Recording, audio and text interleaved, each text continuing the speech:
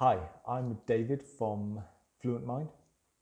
In a previous video, I talked about the possibility that the process of a stutter isn't a physical act, but a psychological one.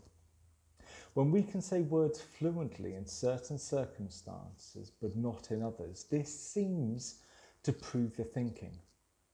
When we believe that we will stutter on certain words or in certain situations, then we're significantly more likely to do just that. This is what we call a self-limited belief.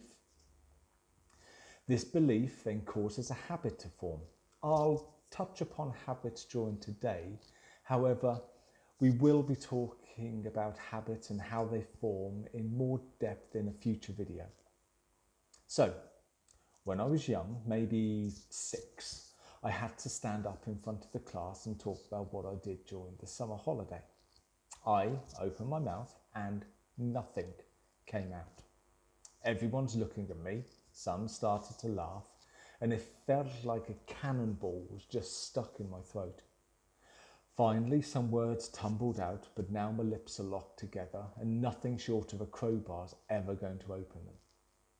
Finally, I'm told to sit down, red-faced, embarrassed and feeling like crying, with others laughing at me. I realised that I was different.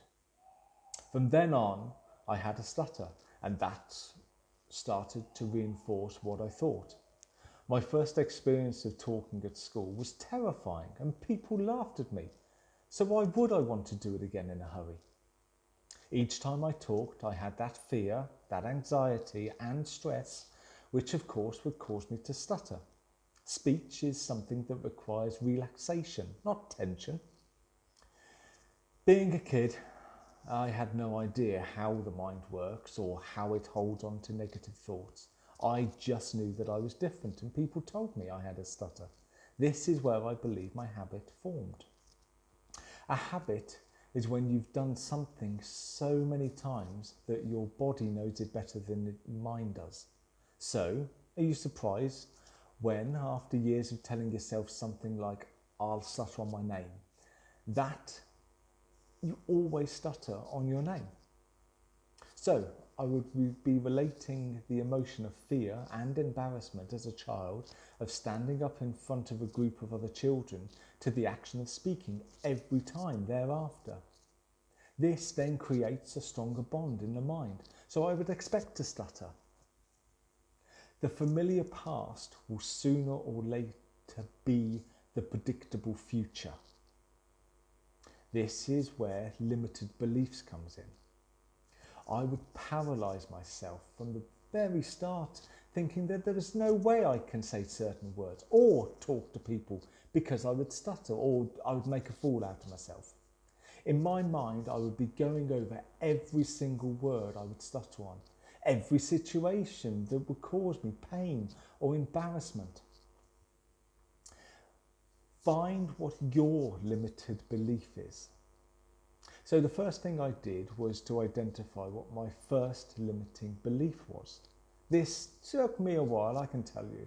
It felt like I had a fair few. But finally it came down to talking in public and the fact I thought I couldn't do it. I was fine talking at home or to my partner, but out in public, out in the big wide world, all those horrible people, not a chance. So, develop the self-confidence. So now I knew what was holding me back. What the hell was I supposed to do about it? Well, that's where you have to start working on self-confidence. It all starts with the mind and thinking. We all know we can think, as that's all we do when we're worrying about stuttering. I remember spending days dwelling on how I could not do something because I would have to speak, and that then manifested into me not doing what I thought so long and hard about. So now we put all that power into working for us instead of working against us.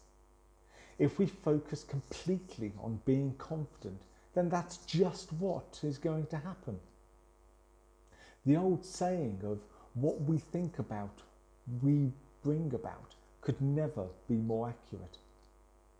When we think about being more confident every day, it will start to insert itself into our everyday life.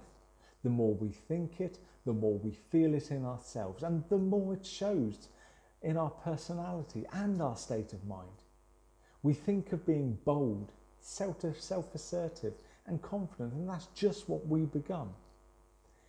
You are not what you think you are, but what you think you are. Now we have to develop a clear action plan. The main issue we have here is setting goals that are too big and would lead us to fail. We need small goals which will continue to build our confidence. We'll have one major goal which is our ultimate target, but the small ones that lead us to that target. We also need to have a deadline for this ultimate goal, but it needs to be a realistic timeline.